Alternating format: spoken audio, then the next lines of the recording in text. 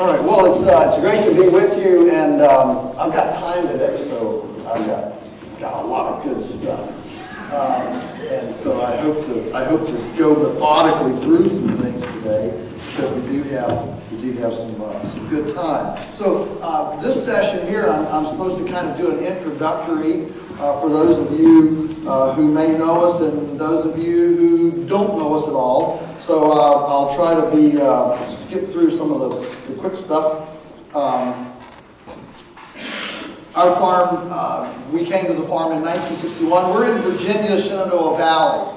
Now, every time you go outside your area, the first reaction, and I'm guilty of it too, you see this guy standing up there, and he's way down there where, it's always sunny and they don't get any snow, and the men go naked through the woods on moonlit nights in February, and they're all just sitting by the side of the road eating goober peas, and down south, down there where the monkeys and stuff are, and so it's always good to set a little bit of context to where we are. Our frost dates in the Shenandoah Valley of Virginia, which is south of here. Our frost dates are May 15 and September 15.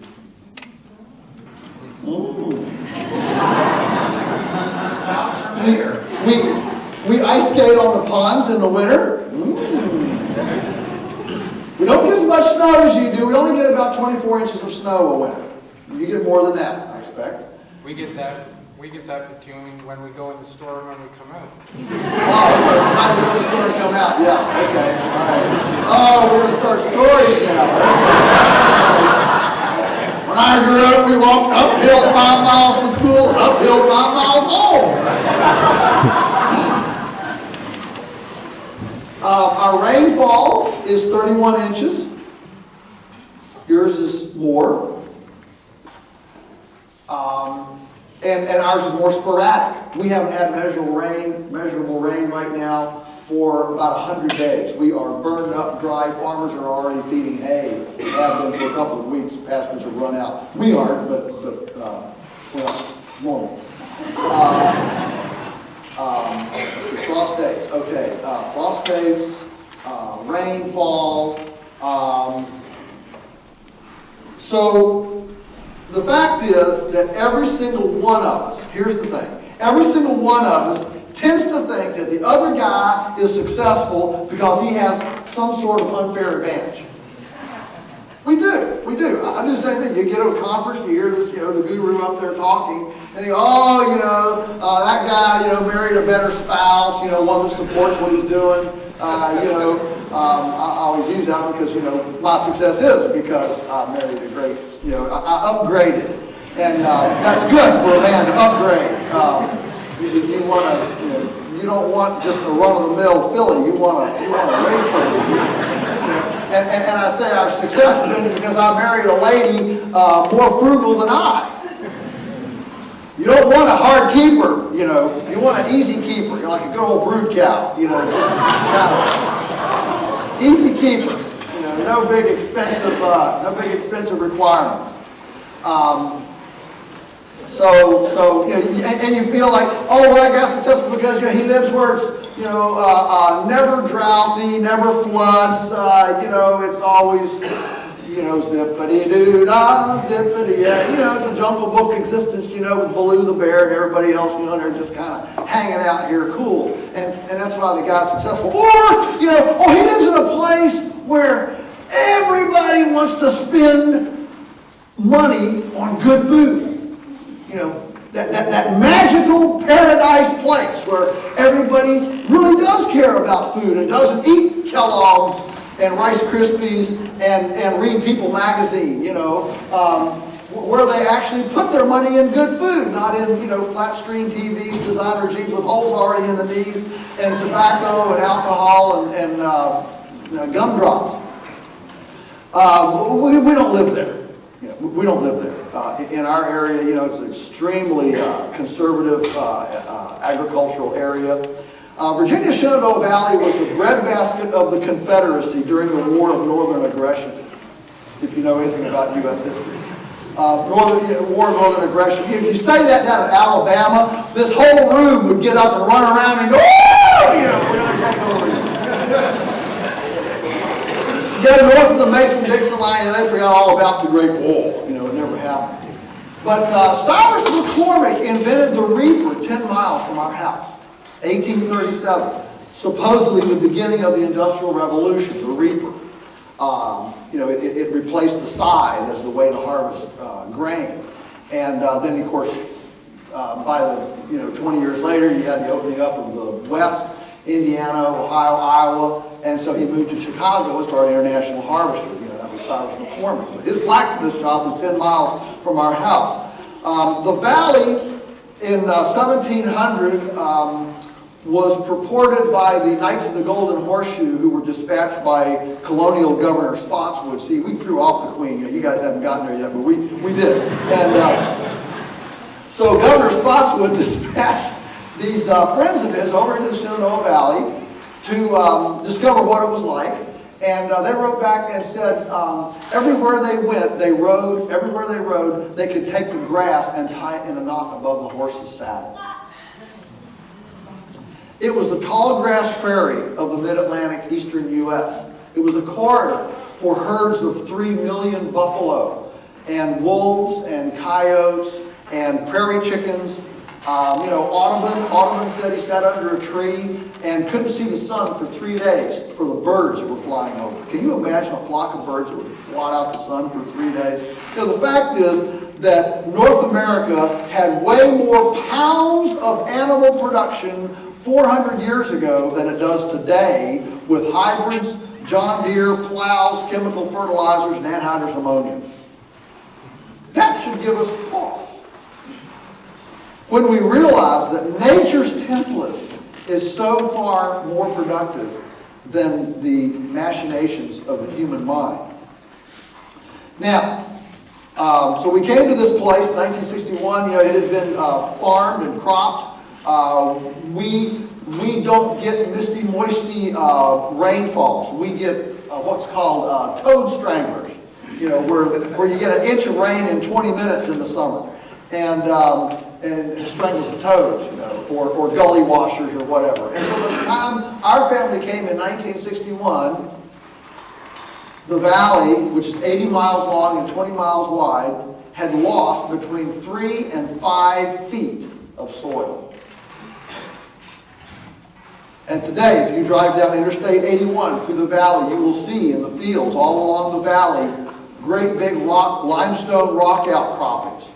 Those rocks did not grow out of the soil. They used to be covered by soil. Soil that was built by perennials, herbivores, and periodic disturbance. And so by the time we came to the farm in 1961, there was so little soil that when Dad read some Andre Voisin material about this, controlled grazing and moving animals around all the time, this was 1961, before Gallagher, before Parmack, before, Speed Right, before all these great, electric fence companies. He invented a portable electric fencing system so we could start moving cows around. He made reels out of masonite and carved them out with jigsaws in the shop, and we made these reels and made a system. The energizers, they weren't computer microchip little boxes like we have today. They were scavenged points and condensers out of old cars, and it would bang, bang, bang, and you always carried around a little piece of emery cloth in your pocket so you could go along and brighten up the points because they'd get in there, weather and stuff, and spider nests would get in there, and before you know it, your energizer was not wang, bouncing. So, we grew up with that. And the thing was, we had so little soil on our farm. I'm going somewhere with this. We had so little soil on our farm that it could not hold up electric fence stakes. And so Dad went down to the tire store and got used car tires, came home and poured concrete in them, and pushed a 1/2-inch pipe, two of them, one straight up and down, and one on a little bit of a slope, because, sometimes you go up a hill. And the way we would build electric fence when I was a child was I had an older brother, he was 3 years older than I, and we were 2 boys. Dad would pile these stanchions, these tires with concrete in them, on a tractor platform and drive real slow through the field. My brother and I could get on one end and kind of, heave them off as he drove slowly. Then he'd go through and set the electric fence stakes in those and run electric fence. So I don't want to hear anybody talking about, well, he's got all these advantages. All right? Our neighbors don't care about food. I mean, they're still eating Jell-O. Okay?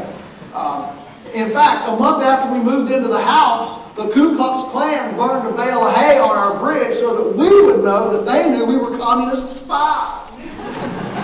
Why? Because, our farm had been rented out for 30 years during the Dust Bowl. It had just been raped and raped and raped. And then here comes the family, the house was built in 1780, and it was composting. The chimney fell off the end of it. Cows were running through it, sheep were running through it. This wealthy family moved up from New Mexico. Now, in our area, they don't realize New Mexico is part of the U.S. They just hear Mexico. And so this wealthy family moved in from New Mexico, and they established a house. Bless their hearts, they put the indoor plumbing, and they literally established a house. They were there 4 years till they realized their kids didn't want the farm, so they sold it to a guy who'd made money in Saudi Arabia in early, 1950s, early oil exploration.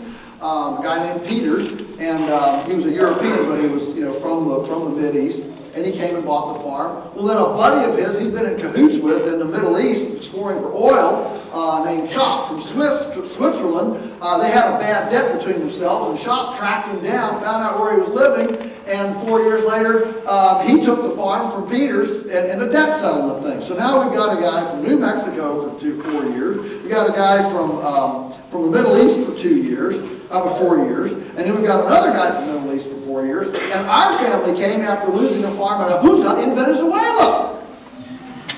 Now, I'm not Venezuelan. Mom and Dad grew up in the Midwest, but Dad had this he was always ready to do the new thing, and as a little child, he envisioned a farm in a developing country. That's a new frontier, it's a new, true, free, open market, blah, blah, you can actually do, a bunch of bureaucrats walking around, it's not socialist yet, and so he saw the developing country as a new frontier. So as soon as he got out of World War II flying bombers and went on the GI Bill and got his economics degree and then learned Spanish quickly at Middlebury and hitchhiked from Vermont to Mexico for 6 months to bone up on his Spanish, sat for the Spanish Civil Service exam, passed it, went with the Texas Oil Company in the early wildcat ventures off of Puerto La Cruz in Venezuela. It took 10 years to earn enough money to buy a 1,000-acre upland farmland in the highlands of Venezuela. And we were farming there. We were doing chickens. The plan was to do broilers and dairy and sell it locally. And within 1 year, he took over all the local chicken market from the indigenous producers because our chickens, because they were raised more sanitary and hygienically, did not have a nasal drip. And that's like a subtherapeutic pneumonia type of respiratory thing that these indigenous chickens would have because they'd run around everywhere and completely uncontrolled. And of course, that did not endear him to the local farmers. Rather than asking how you could do this, they of course thought he was using voodoo or magic or something. And so as soon as the junta occurred in 1959, we were ugly Americans, capitalist pigs, and we were not, diplomats, missionaries, or corporate, and had no protection, and so we fled the back doors. The machine gun guerrillas came in the front door, lost everything, and fled the country. Came back to the U.S. Easter Sunday, Easter Sunday 1961, looked for the cheapest farm we could find, and found this rock pile of gullies in the Shenandoah Valley that had been raped by Europeans for 200 years, and that's where we started over, okay? So that's how we ended up there. And so here we came, 4 years of New Mexico, 4 years of Middle East, 4 years of Middle East, and here comes his family from Venezuela. So the Ku Klux Klan, this was McCarthy years, 1950s, McCarthy's, communist under every bush, and so by that time, 4 years is the stint of a foreign agent, right? And so the Ku Klux Klan had decided that this was a house that was used by the communist spy ring, espionage, that was just fronting as farmers, coming in here, but really a spy ring. So that was our welcome wagon to the community, the Ku Klux Klan. And so we had no soil, we had no community support, and here we came in with harebrained ideas. Dad started reading some of this early controlled grazing stuff. He said one of the biggest mistakes I ever made was he went down to the neighbor and started telling him about what we were eventually going to do with our farm. Biggest mistake he ever made. And after that, he always said, don't ever try to push on a string. You got to pull on a string. Okay? You got to pull on a string. You can't push on it.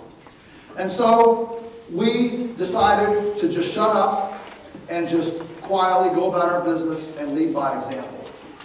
And I remember very well as a little child walking the farm, the whole place, and never setting foot on a piece of vegetation that was that barren. It's hard to believe. Remember, it had been leased out for 30 years, and all the scuttlebutt in the community was that for 30 years, the guys who had leased it was absentee owned by people who lived up in Baltimore and Philadelphia that had inherited it, through time and didn't live there, and they would cost share fertilizer. Well, the local farmers who rented the place for those 30 years or so would send the receipts for the fertilizer up to the landlords in Baltimore and Philadelphia, but instead of putting it on this farm, they used it all on their farms, but nobody knew. And so it was raped beyond belief. And so what do you do with a rock pile of gullies with no soil and you're trying to start over? And so very early, we got onto this controlled grazing thing and started that right up. And then we became fiends on organic matter. And Dad's father was a charter subscriber to Rodale's Organic Gardening and Farming magazine when it started in 1949.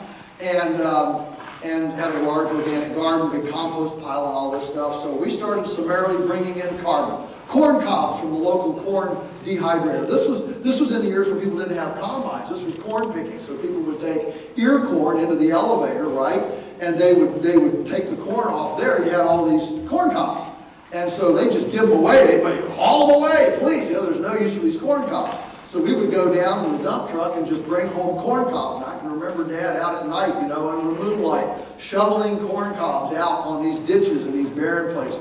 We cut brush and drug it into these gullies with the butt down and the leaves and the branches up, and we push them down in there and gradually create terrace filter strips in the bottom of the gullies.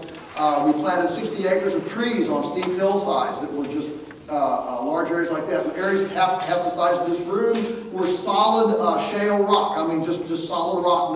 No vegetation, no dirt, no nothing on that rock. And I watched over the years as just like a wound on your hand. It doesn't heal from the inside out. It heals from the outside in, right? And it starts to roil up on the edge, and I would watch it. I watched it over my lifetime. These great big quarter-acre rock galls, if you will, saucer-shaped galls, as the soil is gradually built over the edges, and about 18 inches a year, and it comes in. Today, you can't find any of them. Now, there's still thin soil, and in a drought, you can sure see it get brown pretty quick, but there's 8 inches of soil over there that has been built over time as the healing has occurred. I can remember very well not being able to feed 15 cows. I can remember mowing hay when 12 acres wouldn't give 100 little square bales. Today, the same field gives 2,000 square bales of hay.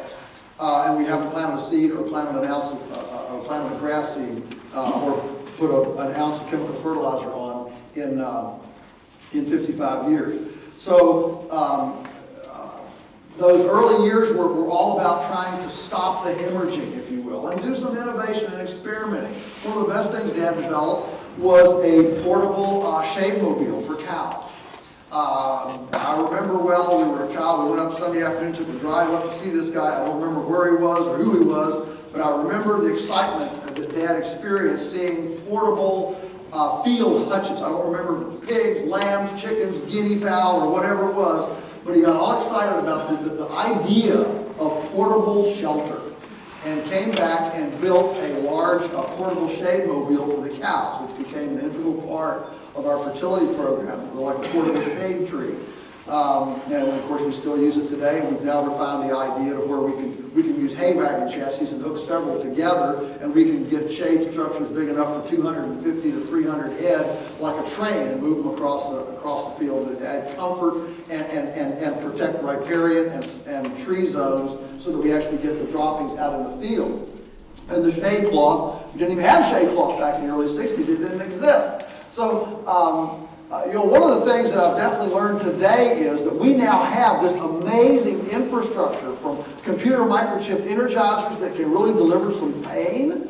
So you can control goats and sheep and chickens and things like that. Back when I was a kid, we couldn't deliver that much pain. The spark length was so long that if you delivered that much pain, it would destroy the electric fence because the resistance was too high. And now we've been able to shorten that spark from a half a second down to 0.004 of a second with a much higher voltage. Instead of just 1,000 or 2,000 volts, we can deliver 10,000 volts, but it's in a 30th of the time span, so there's no resistance. It's quite amazing. So I don't let people come to our farm and say, "Oh, that was cute. We saw ducks and lambs and chickens and turkeys and pigs and cows and rabbits and all that. It's like Grandpa's farm." No, Grandpa given his eye teeth for the stuff that we have today. I mean, think about what water pipe has enabled us to do. I mean, when P.A. Yeomans wrote Water for Every Farm and developed the key line system, which I'm sure many of you are familiar with, imagine trying to irrigate, to control water and irrigate a place without pipe, without sprinklers. Today, we can get water in a pipe. So our farm now, we have 5 miles of plastic pipe laid. We've built ponds up in the mountains around the farm. We've got water, gravity-fed water that comes down 5 miles of water line, 80-pound pressure water. I mean, that's like a fire hose, right? No pumps, no electricity, just gravity, and we've got nice, clean, fresh gravity water over the entire farm. Okay? With valves everywhere, so we can have portable water for all these portable animals. All right? And that's the kind of development that we're talking about. In fact, in the Shenandoah Valley, if all the time, investment, and energy that's been spent for the last 200 years growing corn and feeding the cows, which shouldn't eat it anyway, had been put in riparian reticulation up in the mountains, today we would be flood-proof, drought-proof, and have Eden in the valley. Now, the tragedy of our day is not that we're lazy. We're not lazy. We're doing stuff. We've got full schedules, right? We're going places, doing things. The tragedy is that we're busy about the wrong things. That's the tragedy. Stan Parsons, who developed the Ranching for Profit School, said, we've become very adept at hitting the bullseye of the wrong target. We've become a country, we've become a nation of technicians, not prophets. Technicians ask how. They don't ask why. The prophet asks why. It's as if Alan Nation, editor of Stockman Grass Farmer, says it's as if we've got a bunch of people that went down in a little small plant in a jungle in the Amazon, and they've got machetes and they're hacking out through the jungle, trying to get to civilization out here. They know there's a village out there somewhere, so they're hacking through the jungle, and all the technicians, there's 15 of them and the 14 technicians, they're hacking through the jungle, going out through here towards civilization. There's one prophet in the group, the guy that dares to ask why. He shimmies up a tree, looks out and says, "Hey, wait a minute, guys, the village is over here." And the 14 technicians look up at him and say, "Shut up, man, look at all the progress we're making." If you're going the wrong way down the road, you don't help yourself by simply slowing down going the wrong way. You got to turn around. See? You got to turn around. So just slowing down going the wrong way doesn't get us where we need to go. And so growing up, I thought we were raising thistles as a crop. And when we made hay, it was as if you were in a snowstorm, thistle seeds flying. I can remember every day in the summer, I had to chop thistles for 2 hours. Now you can either view that as a bad thing, or my brother would tell you today, he's he's the engineer in the family, the airplane mechanic, pilot, engineer, meticulous. We always say, I broke everything, he fixed it all. And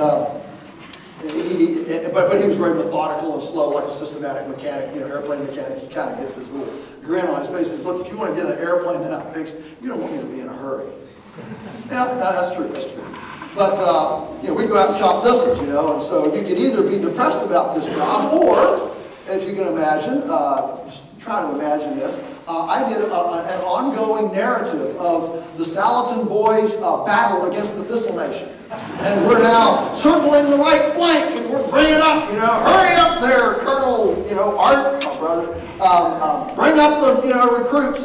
And so, of course, he, bored him to tears, and the kids shut up, I didn't talk till I was 4. They took me to speech therapists, to figure out what's wrong with this kid, And of course, Mom says now he's been making up with it ever since. So anyway, we grew up this way, on the farm, doing some experimenting, doing some things Mom and Dad worked off. But then, I just love the farm. I love the idea of being surrounded by abundance. And so, at 10 years old, I got my first chicks. This would have been 1967. I got my first chicks from Sears and Roebuck, 50 as-hatched, heavy-purpose breeds, right? I don't understand why whenever you get as-hatched, you always get twice as many cockerels as pullets. But anyway, that was my deal, 18 pullets, 32 cockerels, that was as-hatched, right? And raised these chicks up and started my egg business. Well, my brother had a rabbit business, and and Dad had seen these portable structures. He said, man, could we run these rabbits out in the back of the rabbits out in the field? And so he started developing these portable things, and it never worked because the rabbits couldn't stay in. They'd get out, and you can't just run down a rabbit like you can a chicken. I mean, if a chicken gets out, a couple of kids can worry the chicken to death till you finally catch it, right? But a rabbit, they're gone. I spent many a day, hiding behind a gate with a long baler twine hooked to a stick propped up on a box, waiting for a rabbit to come up and get fed. Pull the stick, we got it. So when I started these chickens and outgrew my chicken yard, which of course turned into a clay, unhygienic, unsanitary thing, Dad said, well, hey, those rabbit pens wouldn't work, but maybe they work for chickens. And so we pulled those down out of the rafters and put chickens in them, and voila, portable chicken shelters were there. That's literally how it was. Totally serendipitous. It wasn't like we sat around one day and said, how can we start a movement in America? It was completely, necessity is the mother of invention. I got too many chickens for the house. I need more. I don't have money to build a house. How can we do this? And so we started the portable thing. And I love marketing. I love sales. You got to have a salesperson in your organization. Of course, salesperson has to be a storyteller, schmoozer, gregarious kind of person. And that usually is not what fits on a farmer's shoes. Farmers typically, we're farmers because we don't like people.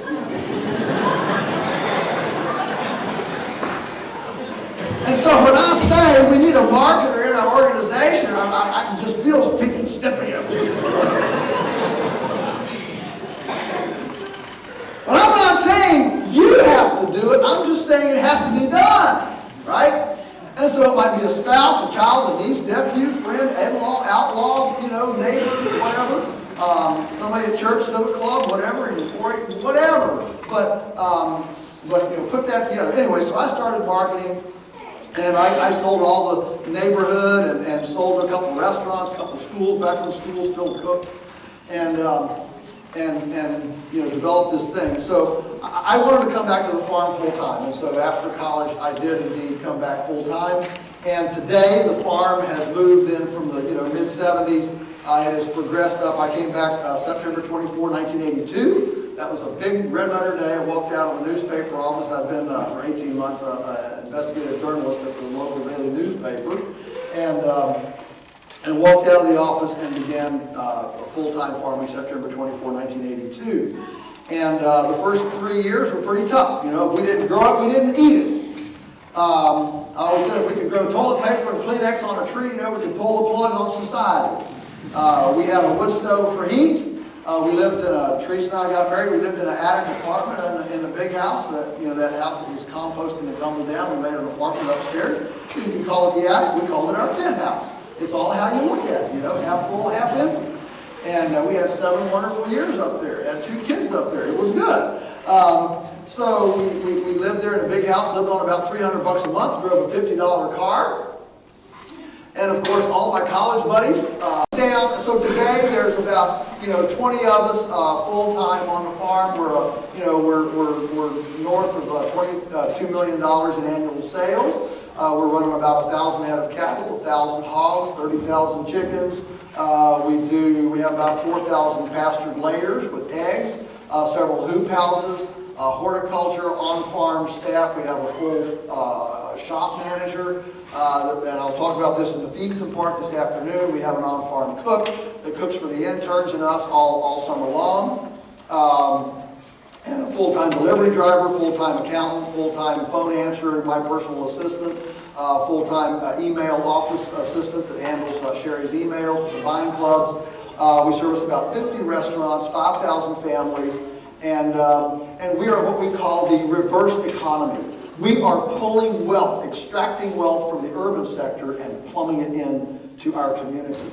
In fact, so much so that our local economic development commissioner just presented an economic development story of what we're doing in the community to the Chamber of Commerce and the whole business community. That happened one day when he was down at the airport, and there was a Learjet parked there getting fuel, and he asked the airport guy, he said, who is that? And he said, oh, it's a lady from Florida coming up to get meat for her daughter's wedding from Polyface. Now, I don't, that's not my idea of a low carbon food footprint, but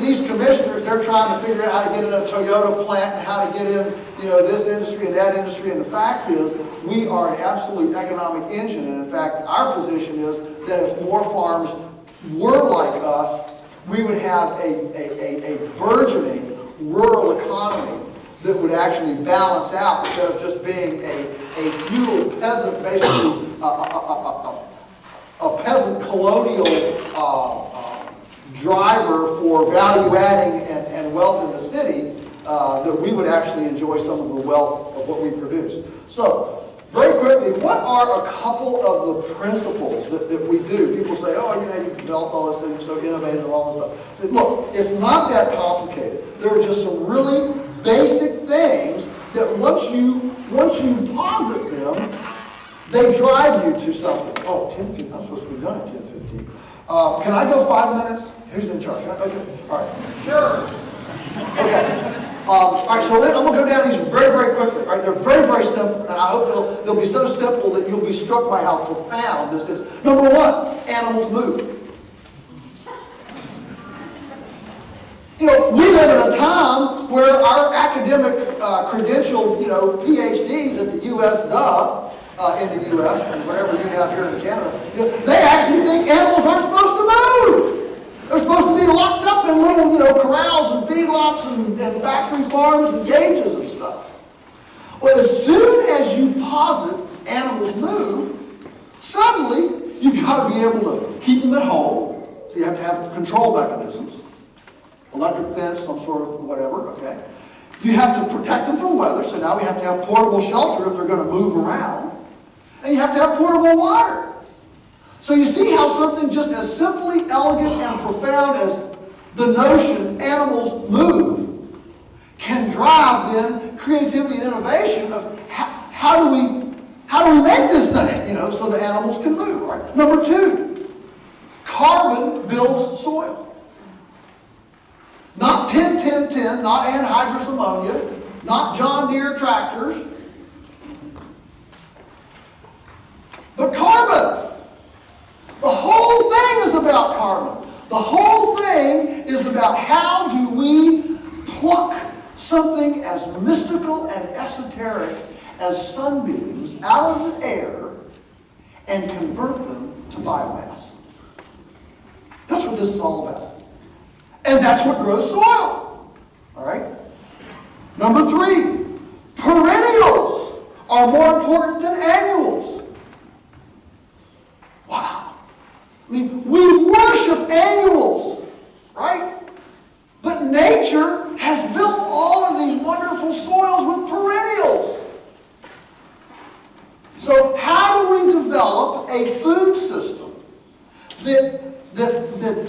runs primarily on perennials because we know that their energy cycle is totally different than annuals. And I very much appreciated the keep the soil covered, okay? Wow, nature does keep the soil covered with perennials. Number 4, there is no animal-less ecology. There is no animal-less ecology. Every single ecology has animals. So if we're going to have a regenerative, functioning, sustainable system, we've got to have complex relational animal-plant synergies, symbiosis, all right? And on our farm, animals work. That's what they do in nature. I mean, herbivores in nature, the reason for them is to prune the biomass to restart the fast, the teenage extension. I always say biomass is a S-curve. You have slow growth in here, and then a teenage expression, and then, senescence kicks in. You got diaper grass, teenage grass, nursing home grass. And so the reason for the herbivore in nature is to take that senescent nursing home grass and run it back down so the teenage fast metabolic conversion can happen. Animals are supposed to work. We build compost with pigs. In the winter when we're feeding hay, we feed this big bedding pack that gets up 3 or 4 feet. We add corn to it. It ferments, and the ferments and bedding pack. Cows come out, pigs go in. All pigs have a sign on their forehead, will work for corn. The pigs then seek the fermented corn in that anaerobic bedding pack, churn it all up like a big egg beater, inject oxygen, turn that whole thing into a big compost pile, we spread it. No reason for turners, heavy metal, petroleum, or driving tractors with compost turners. Let the pigs do the work, and suddenly the profit potential is size neutral because we're using appreciating infrastructure instead of depreciating infrastructure. So this is just as profitable whether you have 2 or 1,000. Number 5, nature's default position is wellness. Nature's default position is wellness. We live in a time where the industry, if you go to any industry, you won't hear it here today, but you go to a regular industry symposium on agriculture, no matter what you're growing, 90% of the discussion is about disease, sickness, and pathogenicity and problems, right? It is. It is. We believe that being paranoid about diseases and being paranoid about all this stuff is actually indicative of a lack of faith in the system that nature's default position is wellness. So when our animal gets sick, we don't assume that it's just pharmaceutically disadvantaged. Our first question is we look in the mirror and say, what did we do to break down that animal's immunological terrain, and how can we fix it functionally? Not with some Band-Aid cure. Number 6, water forgiveness is paramount. Water forgiveness. So we actually believe that water is something that we as farmers, as landscape managers, as stewards, can massage, can caress to eliminate flooding and to eliminate droughts. So we take a very active, ecological, participatory view. We don't take an environmentalism by abandonment. The only way that we can interact with integrity with the environment is to lock up the land in a park or a preservation zone or some national park or something like that. Rather, it is a participatory environmentalism where we come in as a masseuse to our ecological womb and embrace the privilege and honor of being a co-laborer in remediating, in extending redemptive capacity, in healing and forgiveness into this ecological umbilical. Number 7, more people on farms is a good thing. We've got this celebratory idea that the fewer farmers we have, look how many people they're feeding. And we suggest, as Wes Jackson does, that eyes to acres ratio should be higher. Because that's how you get accountability. That's how you get micro integrity. Number 8, and that, by the way, more people on farms, that includes customers, it includes urban people. We don't have no trespassing signs at our farm. I like the one I saw in Australia. I pulled to this farm, I saw a sign that looked like a no trespassing sign. Instead, it said, trespassers will be impressed.